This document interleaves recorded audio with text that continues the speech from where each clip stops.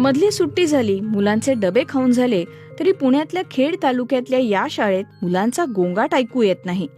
कुणी आपल्याच हाताची उशी करून त्यावर डोकं टेकवलेलं असतं, तर कोणी दप्तरातनं आणलेलं पांघरुण अंगावर ओढून जमिनीवर शांतपणे पहुडलेलं असतं.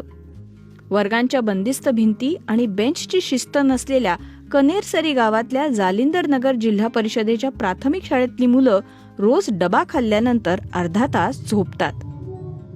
खेडेगावामध्ये हा पूर्वीपासून शेतकरी काम दिवसभर केल्यानंतर तो पहाटेपासून कामाला लागायचा. तर दुपारच्या त्या न्याहारीनंतर जेवणानंतर थोडा वेळ, आपण त्याला मराठीमध्ये आपल्या ग्रामीण भाषेमध्ये अंग टाकणं म्हणतो, त्याला झोपणं म्हणत नाहीत.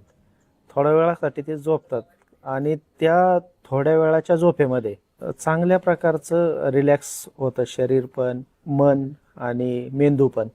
पुन्हा ज्यावेळेस ते उठतात त्यावेळेस ते अतिशय फ्रेश असतात, काही गोष्टी शिकण्याची, नवीन जाणून घेण्याची किंवा काही काम करण्याची. तर ह्या सगळ्या सकाळच्या वेळेसारखं मुलं पुन्हा त्या योगनिद्रेतून उठल्यानंतर तितकेच फ्रेश असतात. दुपारची झोप झाल्यानंतर रोज अवांतर वाचनाचा तास असतो. पुस्तकं घेऊन झाडाच्या गार सावलीत बसा, नाहीतर वर्गातल्या जमिनीवर आडवं व्हा. मुलं पुस्तकांच्या नव्या जगात रमून जातात.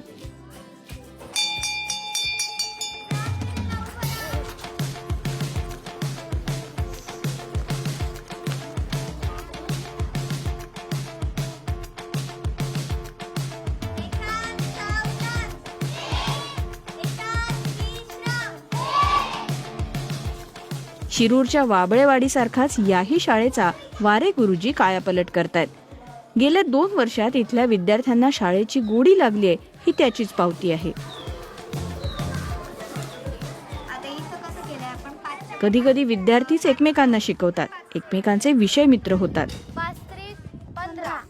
एक गोष्ट इतक्या 28-29 वर्षाच्या आमच्या अनुभवानंतर लक्षात आलेली की मुलं शिक्षकापेक्षा मुलांकडून अधिक चांगल्या पद्धतीने शिकतात. बेरीज सोडवायची, मग आधी आधी तसं लिहून घ्यायचं. 1-2 वर्ष वयाने मोठे असतील बाकीच्यांपेक्षा आणि एकदा शिकवलेलं त्यांना परिपूर्ण समजत असेल किंवा स्वतः अभ्यास करून काही गोष्टी समजून घेण्याची त्यांची कॅपॅसिटी असेल, तर अशी जी मुलं आहेत आणि ह्या मुलांसोबत बाकीच्या मुलांचे काही ग्रुप जोडून दिले तर ही मुलं सगळ्या शंका त्याविषयी मित्राला विचारतात. शाळेत असतानाही विचारतात, शाळा सुटल्यानंतर ज्यावेळेस घरी जातात काही होमवर्क सांगितलेला असतो तिथं पण विचारतात. आणि स्पीड, प्रत्येक मुलगा आपापलं स्पीड ठरवतो. मुलांना डायरेक्शन देणं हे आमचं काम आहे. हजिमे मास्ते मुलं मुली अभ्यासक्रमापलीकडे शाळेत बरंच काही शिकतायत. शाळेतल्या अनेक मुलांना जपानी भाषा येते.